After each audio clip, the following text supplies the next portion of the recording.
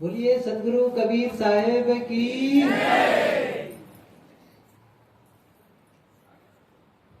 कबीर साहेब जी अध्यात्म की बात करते हैं, समाज सुधार की बात करते हैं, परिवार सुधार की बात करते हैं और सच कहूं तो व्यक्ति सुधार की बात करते हैं।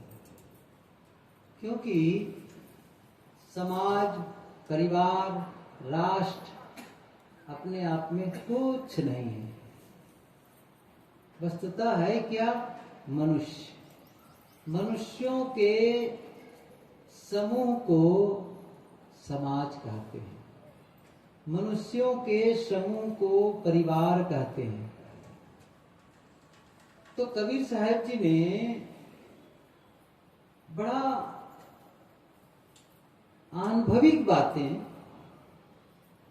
बहुत ही व्यवहारिक बातें लोगों के बीच, और वो भी सरल उदाहरणों से, जो आसपास घटनाएं घटती थी उन सारी घटनाओं को देख करके लोगों को समझाते थे।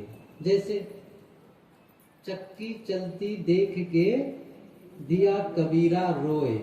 अब चक्की चलते देखते थे और जो कुछ डाला जाता था पीस जाता था, दो पाटन के बीच में साबुत बचा न कोई। या लकड़ी कहे लुहार से तू मत जा रे मोय।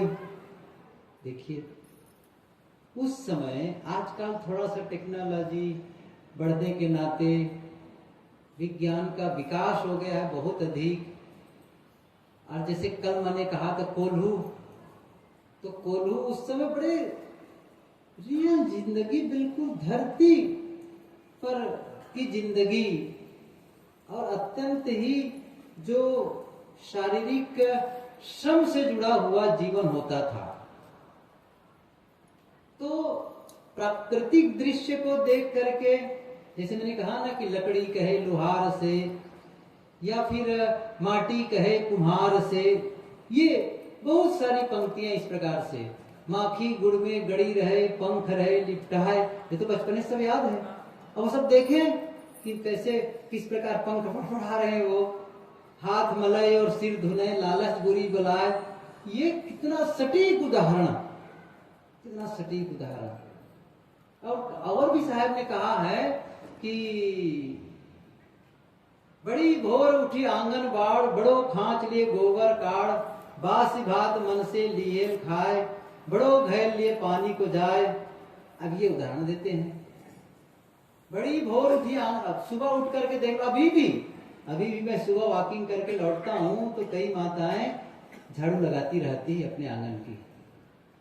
साहब उस समय भी वही होता था। बड़ी भोर उठी आंगन बाड़, सुबह उठ करके आंगन की सफाई, बड़ो खांच लिए गोबर काड़, बड़ा सा झोंगा लेकर के गोबर को लेकर के बाहर फेंकने चले गए। बासी भात मन से लिए खाए, बासी सुबह उठ करके काम के जाने के पहले बासी खा लिए।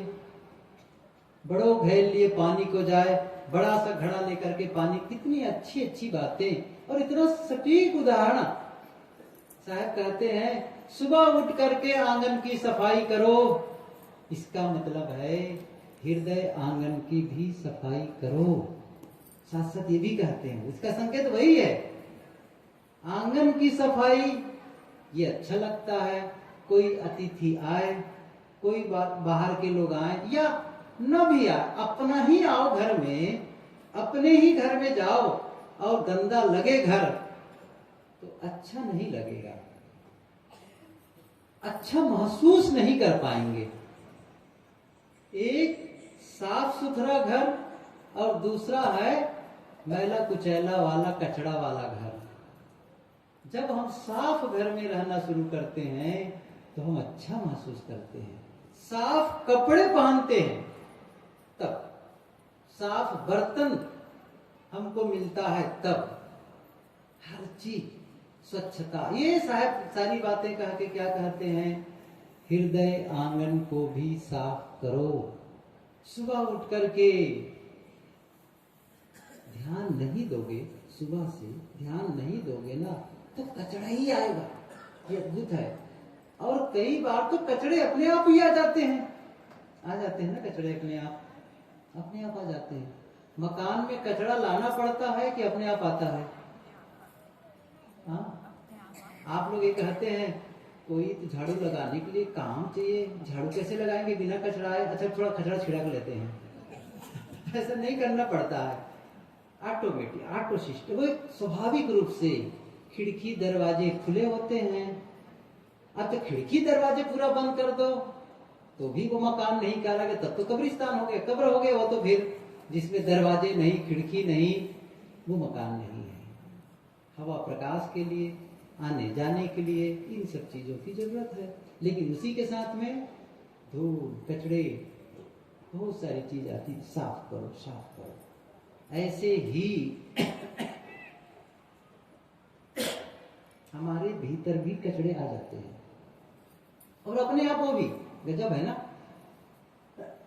लाना नहीं पड़ता। जैसे आप सही हो सकते हैं, होते भी, आपकी कोई गलती नहीं होगी, लेकिन आपके सही होने मात्र से क्या यह भी हो जाएगा कि आसपास के लोग भी आपके मन के अनुसार काम करने लगेंगे, आपके मन के अनुसार बोलने लगेंगे? नहीं, वो अपने मन के अनुसार करेंगे, वो उनकी इच्छा होगी। तो उनके बोलने में कभी कटु हो सकता है, कभी उनका व्यवहार अनसुहाता हो सकता है, और वो क्लोज रिलेशन, अपने ही घर का बेटा है, बेटी है, कोई या पिता है, किसी से गलती हो गई। और कई बार तो ऐसी गलती हो गई, गुरुदेव जी कहते थे, कभी कभी अपनों ही बच्चों से ऐसी गलती हो जाती है कि पिता गलियों में चलता है ना गांव की, तो सिर झुका के चलता है। ऐसी गलती हो गई है, अब क्या करोगे? कितनी हैरानी है।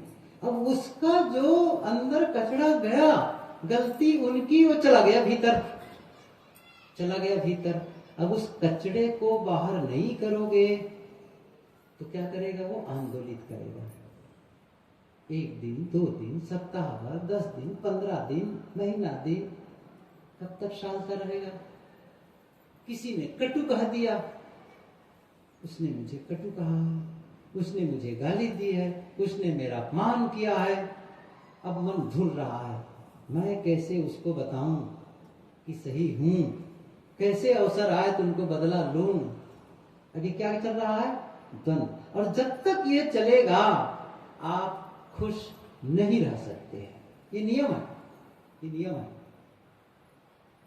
और ये नियम किसी ने बनाया नहीं है, ये कुदरत का ऑटो सिस्टम है भाई। ये कुदरत के नियम को किसी ने बनाया थोड़ी है, जीवन का नियम को किसी ने बनाया थोड़ी है। आपका खुद फीलिंग है, सबकी फीलिंग यही है। जिस समय मन में किसी के प्रति बदले का भाव जग रहा है, ऐसा होगा, बस वैसे ही चेहरा तमतमाया रहेगा आपका। अंदर चल रहा है विचार और बॉडी रिस्पॉन्ड करने लग जाता है। ऐसे ही आपका फेस रीडिंग करके कोई जान भी सकता है उस समय कि अंदर से आपके मन में कैसे विचार चल रहे हैं। वो द्वंद्व आपको अशांत बना रहा है, सफाई उसकी भी करनी है। और हमें तो बहुत ज्यादा दिन तक के किसी चीज को होल्ड करने की क्षमता है। किसी ने आपका अपमान किया, किसी ने गाली दी, किसी ने नुकसान किया, इस बात को आप कितने दिन तक याद रख सकते हैं? समझ रहे हैं ना मैं क्या कहना चाहता हूं? कितने दिन तक याद रख सकते हैं बताओ? जानते सब हैं। कभी कभी किसी से कहो, कई बार वो दोहराता है किसी की गलती को, तब ये कहते हैं अरे छोड़ो ना, तू भूल जाओ उसको, भूल उसको, छोड़ दे, भूल जाओ उसको। तो क्या कहता है? कैसे भूल जाऊंगा, मैं उसे जीवन भर नहीं भूलूंगा, कहते हैं ना। और कुछ लोग तो ज्यादा आगे बढ़ जाते हैं, मैं उसे 3 जन्म नहीं भूलूंगा। कितनी बड़ी बात है। मतलब 3 जन्म तक लोड लिए रहेंगे। और जितने लंबे समय तक आप उसे होल्ड करके रखते हैं उतना आप कचरा बैठा करके रखे हैं। जैसे ये छोटी सी मेरी घड़ी है, मैं पूछूं इसका कितना वजन है, अलग अलग बताएंगे, वजन का महत्व तो नहीं है, फिर भी मैं पूछ रहा हूं। इसको मैं ऐसा रखा, ये हाथ में देखो ये रखा हूं, तो ये यदि मैं 10 मिनट रखूं तो रखना सरल है ना, 10 मिनट तो रख सकता हूं, थोड़ा सा तो लगेगा, 10 मिनट तक थोड़ा सा लगने लगेगा, और 1 घंटा रखना हुआ तब थोड़ा सा दर्द लगने लग जाएगा, और कहीं 24 घंटा रखना पड़ गया तब बताओ, समझ रहे ना, ये शून्य पड़ने लग जाएगा, और सप्ताह भर में तो फिर बातें सही है ना। और हम क्या कह रहे हैं, मैं जिंदगी भर नहीं भूलूंगा, बताओ कहां समझे भीतर को, कैसी बातें हो गई, ये कितना किसका नुकसान हो रहा है। मान लो एक आदमी आकर के मुझे गाली दी, अपमान किया, कितनी बार किया, एक बार आया और चला गया कह करके, अब उसकी गलती कितनी बार है, एक बार, अच्छे से बार बार याद करके, कितनी बार याद किया मैं, रोज सुबह शाम किया ना, दिन में भी किसी फोन आया, सुने उसने आकर मुझे क्या कहा, उनसे बता रहे, कोई आगे उनसे बता रहे हैं, अंदर अंदर सोच रहे हैं, एक बार की उनकी गलती हम कितनी बार गलती करते चले जाते हैं। एक बार किसी ने हमको मूर्ख कहा, उस समय हम मूर्ख नहीं हुए, लेकिन बार बार ये कहने से उसने मुझे मूर्ख कहा, उसने मुझे मूर्ख कहा, इसको याद दिलाते रहते हैं अपने आप को, सचमुच मूर्ख बन जाते हैं, सचमुच मूर्ख बन जाते हैं। उनके कहने से तो मूर्ख नहीं बने थे, लेकिन हम उनकी गलतियों को दोहराए चले जा रहे हैं, मूर्ख बनते चले जा रहे हैं। अब कहोगे उनका दोष ज्यादा है कि मेरा दोष ज्यादा है, कैसी गलती हमारे से होती रहती है। इसको क्या करना, साहब ने बहुत अच्छी बात कही है, जो तू साचा बाणिया सांची हाट लगाओ, अंदर झाड़ू दे के कूड़ा दूरी बहाओ। तो ज्ञान का सच्चा व्यापारी है तो सही बाजार लगा, और क्या करना है, अंदर झाड़ू दो और कूड़े को बाहर कर दो। इस हृदय आंगन में भी झाड़ू लगाओ। कितना महत्वपूर्ण है ये झाड़ू लगाना।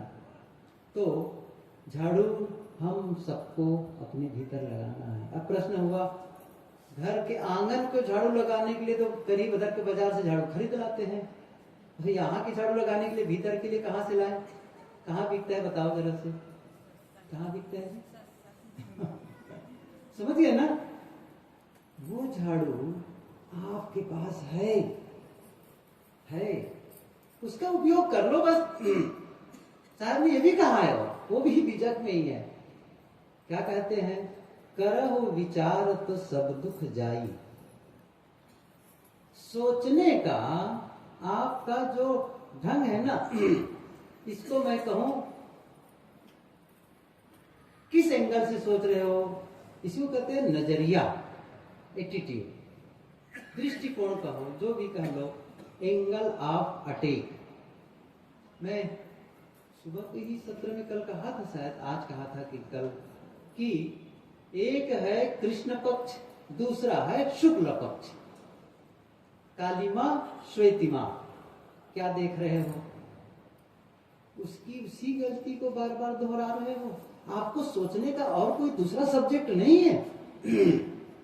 दूसरे विषय को, ऐसे भी घटनाएं आपके जीवन में घटी है जिसको याद करने से आप खुश हो सकते हैं, ना, दोनों प्रकार के। ऐसी भी घटनाएं आपके जीवन में घटी है, ऐसा भी लोगों द्वारा व्यवहार हुआ है जिसको याद करके आप परेशान हो जाते हैं। लेकिन ऐसी भी घटनाएं घटी हैं, ऐसा भी कुछ हुआ है आपके साथ में जिसे याद करके आप खुश हो जाते हैं। कोई सुंदर दृश्य देखे होते हैं, किसी मित्र से मिले होते हैं, कहीं सम्मान हुआ होता है, किसी अच्छे संत से मिले होते हैं, किसी के अच्छे विचार सुने होते हैं, कोई बढ़िया माहौल में आप जिए होते हैं, जैसे याद करते हैं, वाह बहुत अच्छा रहा वो दिन, है ना, बहुत अच्छा लगा, तो उसे याद करके जब आप किसी गलत बात को याद करके दुखी हो सकते हैं, तो किसी अच्छी बात को याद करके सुखी नहीं हो सकते हैं? ये बदल नहीं सकते हैं? क्यों नहीं बदल सकते हैं? परिवर्तन, परिवर्तन, परिवर्तन का मतलब क्या हुआ? परिवर्तन का मतलब है एक चीज को हटा करके दूसरी चीज को रख देना। जैसे मैं माइक वाले से बोलूं माइक बदल दो, तो क्या करेगा? इस माइक को हटा करके दूसरी माइक को ला देगा। हो गया ना परिवर्तन। मैं क्या कह रहा हूं, ऐसे विचार जो आपको परेशान कर रहे हैं, अशांत कर रहे हैं, उसके जगह में आनंद देने वाले विचारों को लाकर स्थापित कर दो। अब कोई भीतर जाकर के स्क्रू ड्राइवर लेकर के वो पेंचकस लेकर के आपकी खोपड़ी को खोले और उसको फिट करे, ऐसा तो होने वाला नहीं है। खोपड़ी खोल करके मस्तिष्क का ऑपरेशन हो सकता है, लेकिन खोपड़ी खोल करके वैचारिक परिवर्तन नहीं कोई डॉक्टर कर सकता है। मन का परिवर्तन खुद को करना होता है। खुद को आप करेंगे तो ये झाड़ू लगाना साफ, अर्थात गंदगी को पवित्रता से साफ करो। गलत विचार, गंदे विचारों को पवित्र विचारों से रिफ्रेशमेंट चेंज करो, तब भीतर। अच्छा, ये क्यों होगा थोड़ा समझ लेते हैं। वैसे वादा किया था मैं कुछ व्यवहारिक चर्चा करूंगा, रिश्तों की रोशनी, संबंधों के पवित्रता के संबंध में चर्चा करूंगा। चलो लौट के वहीं आता हूं मैं। जब आप भीतर से साफ होते हैं, भीतर से आप कोमल होते हैं, निर्मल होते हैं, तब व्यवहार कैसा होगा? तब व्यवहार कैसा होगा? और भीतर से मैलापन है, कालुष्य है, तब व्यवहार कैसा होगा? बस इतनी से समझ लो आप। और मैंने कल कहा था ना, जब आप साधना के पथ पर बढ़ते हैं, अध्यात्म के पथ पर बढ़ते हैं, तो जितना आप बढ़ते चले जाते हैं, आपकी व्यवहारिक पवित्रता भी होती चली जाती है। संबंधों में अपने आप सुधार होता चला जाता है, अपने आप। और जिसके आपस के संबंधों में कड़वाहट है, विकृति है, इसका मतलब है ऐसे लोगों को साधना से कोई मतलब नहीं है, आत्म शांति से कोई मतलब नहीं है। नहीं, आप देखो, ये ऐसा है मामला कि एक तीर में दो शिकार जो कहा जाता है। एक जगह गड्ढा खोदोगे तो दूसरी जगह टीला बनेगा, सीधी सी बात है। एक काम कर लो बस, अपने आप दोनों काम हो जाएगा। वो काम क्या है? कैसे? कई बार थोड़ा ये भी समझने जैसा है, व्यवहार और परमार्थ, इन दोनों को आप ऐसे चीर करके अलग अलग नहीं कर सकते।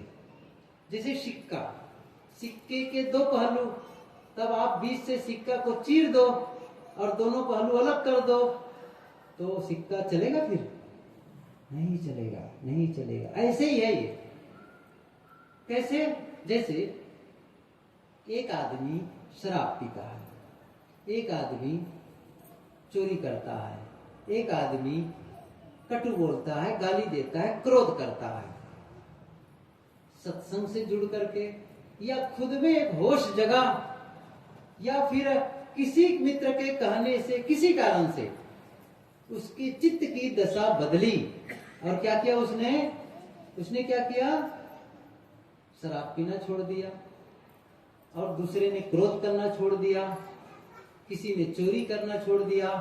अरे बताओ, इससे व्यवहार अच्छा हुआ कि परमार्थ बना? दोनों हुआ ना, एक साथ दोनों हुआ। घर वाले भी खुश, देखो शराब पीना छोड़ दिया, देखो क्रोध छोड़ दिया, तो संबंधों में सुधार आ गया ना, व्यवहार अच्छा होने लग गया। और इसी से तो आध्यात्म की साधना हो रही है। तो मैं कह रहा था, यदि हम ऐसा करने लग जाएंगे तो आपस के संबंध भी अच्छे होने लग जाएंगे। इसलिए संबंधों की पवित्रता पर ध्यान दो। साथ साथ रहना ही है, हमको साथ ही साथ रहना है। जब साथ रहना है तो कैसे रहना है? जिनके साथ कभी कभी संबंध होता है, कभी कभी उसके साथ में तो कभी खटपट चल भी सकता है। जैसे कभी ट्रेन की यात्रा हो या कहीं कहीं आप मेला ठेला में गए हो, देखो वहां भी अच्छा नहीं है ऐसा करना। फिर भी मैं यदि कहूं कि थोड़ी बहुत कहीं खटपट हो गई तो चलेगा, लेकिन जिनके साथ रोज रहना है, सुबह शाम रात दिन उनके साथ रहना है, ज्यादा समय बिताना है उनके साथ में, और उनके साथ खटपट करोगे, उनके साथ द्वंद्व में रहोगे, उनको एक दूसरे को देख करके खुश नहीं हो पाओगे, कैसा साथ रहना होगा?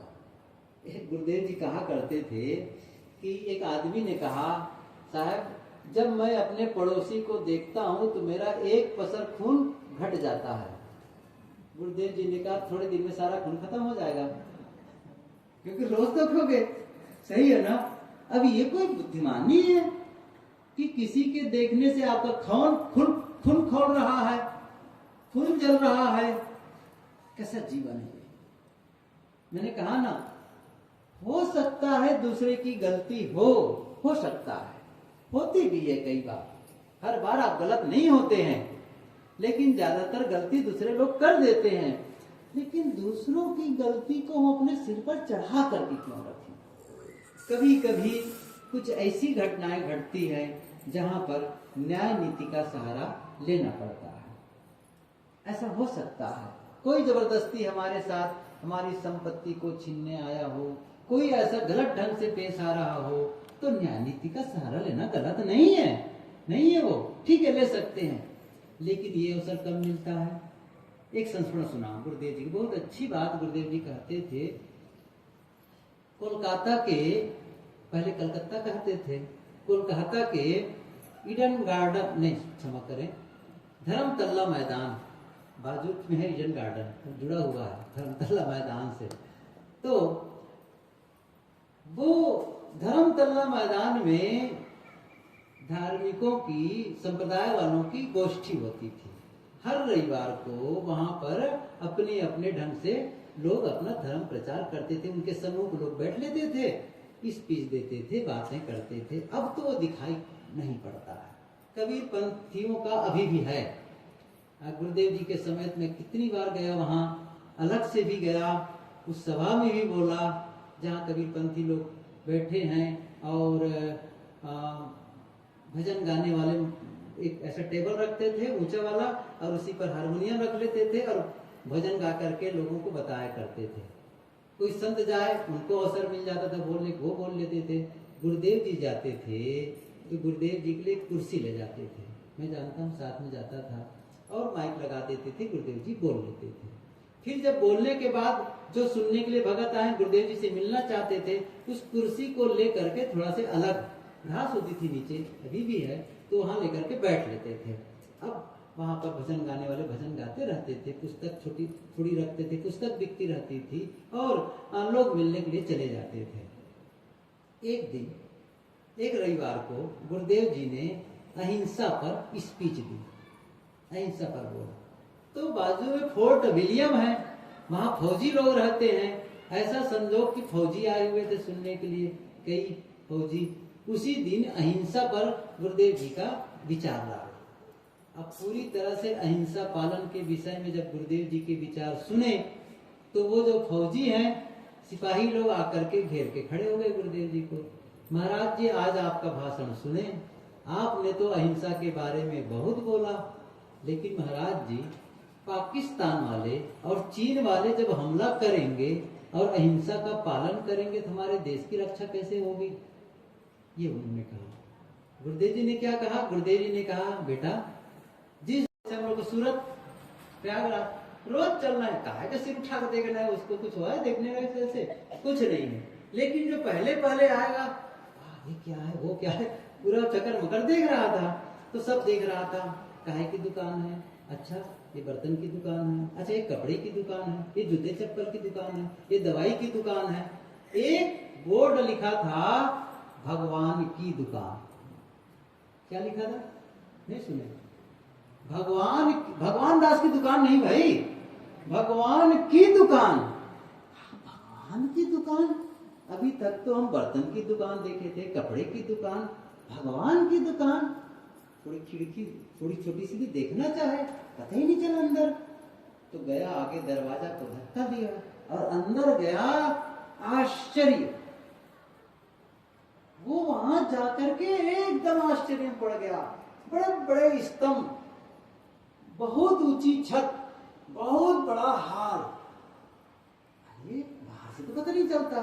और वहां जो जगह जगह चीजें रखी थी, इतनी सुंदर, इतनी सुंदर, कभी जीवन में देखा ही नहीं इतनी सुंदर चीजें। इतने में एक आदमी भीतर से आया, कहा वेलकम, स्वागत है आपको भगवान की दुकान में। उन्होंने कहा भैया क्या ये भगवान की दुकान है? उसने कहा बेशक। अरे बाहर से तो पता नहीं चलता है, अंदर आकर को तो बड़ा आश्चर्य, इतनी सुंदर सुंदर चीजें।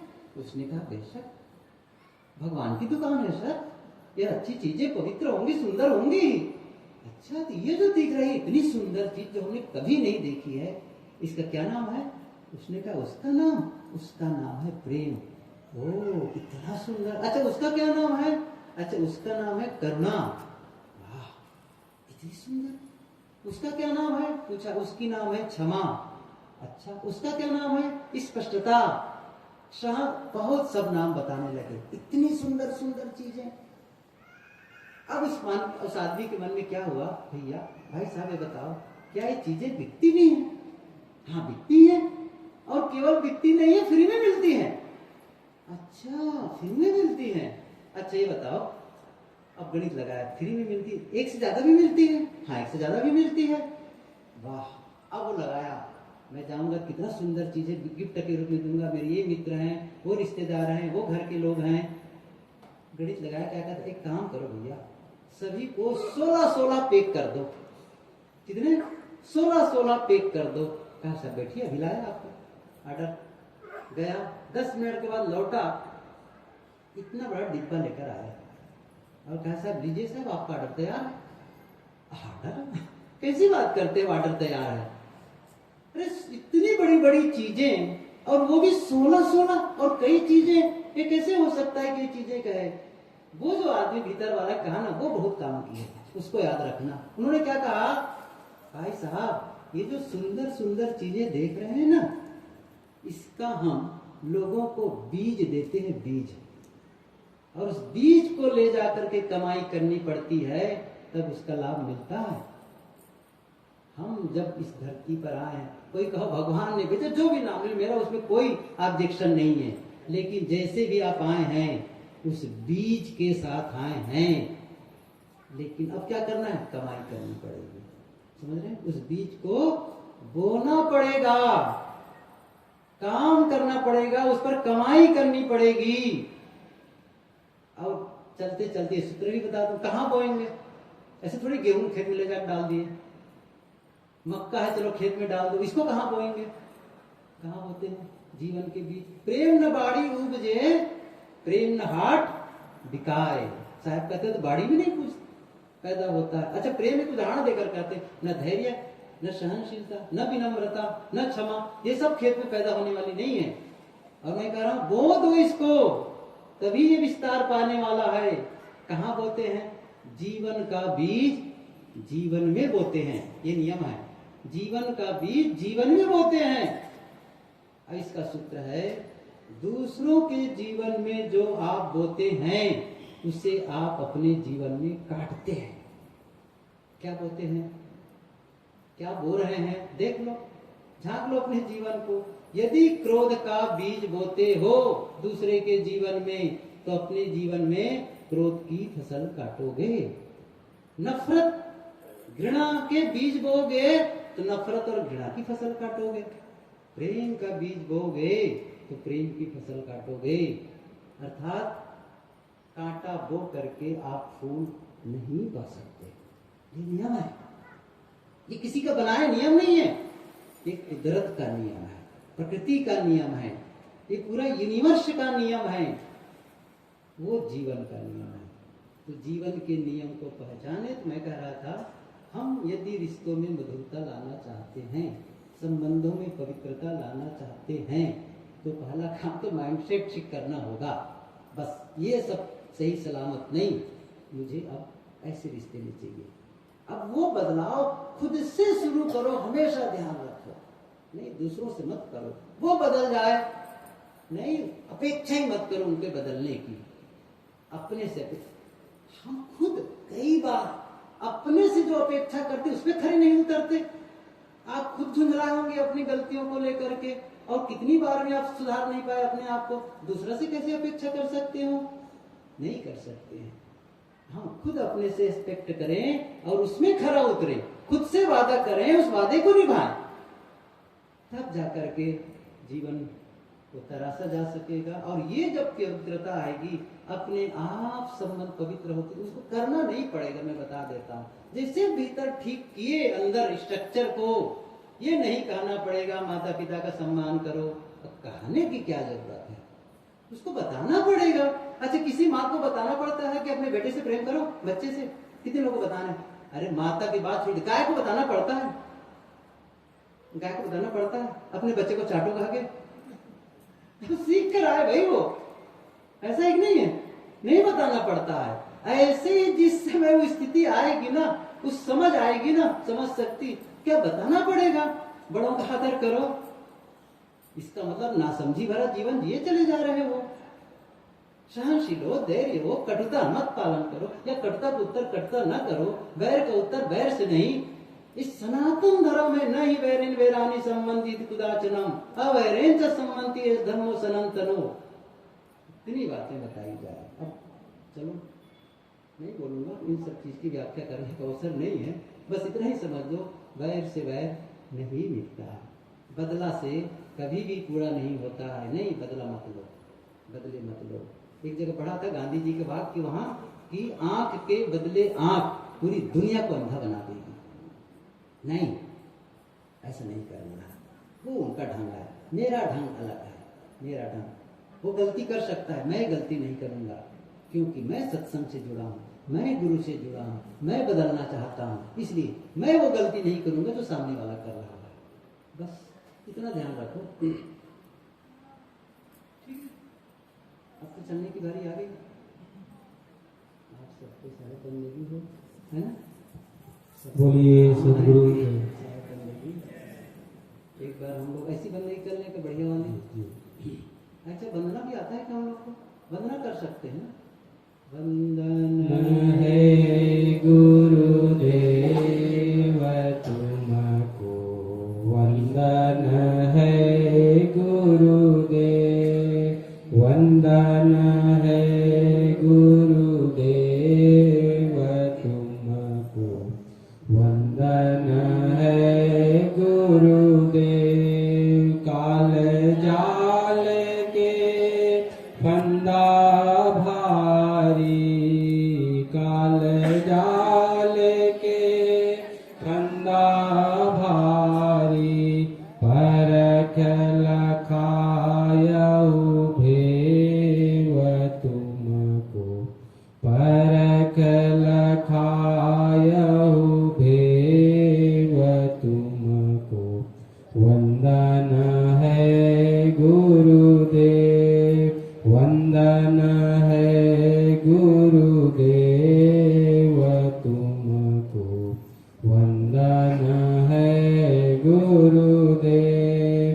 वेद शास्त्र सब खोजत हारे, वेद शास्त्र सब खोजत हारे, मर्म न जानत केव तुमको, मर्म न जानत केव तुमको, वंदन है गुरुदेव, वंदन है गुरुदेव तुमको, वंदन है गुरु। यार को दाता, गुरु समान यार को दाता, ताकि करिए सेव तुमको, ताकि करिए सेव तुमको। वंदन है गुरुदेव, वंदन है गुरुदेव तुमको, वंदन है गुरुदेव। साहिब कबीर अभय पद दाता, साहिब कबीर अभय पद दाता, पूर्ण परख समेव तुमको, पूर्ण परख समेव तुमको। वंदन है गुरुदेव, वंदन है गुरुदेव तुमको, वंदन है गुरुदेव। साहिब बंदगी, साहिब बंदगी, साहिब बंदगी। बोलिए सदगुरु कबीर साहेब की, संत समाज की जय, भक्त समाज की जय। अभी हम पूज्य साहब जी के बहुत ही सुंदर विचार श्रवण कर रहे थे और ये हमारा कार्यक्रम का बहुत ही पीक आवर था। मेला भंडारा वाला तो समय दोपहर तक का रहा, लेकिन ये अंतिम जो सत्र होता है बहुत ही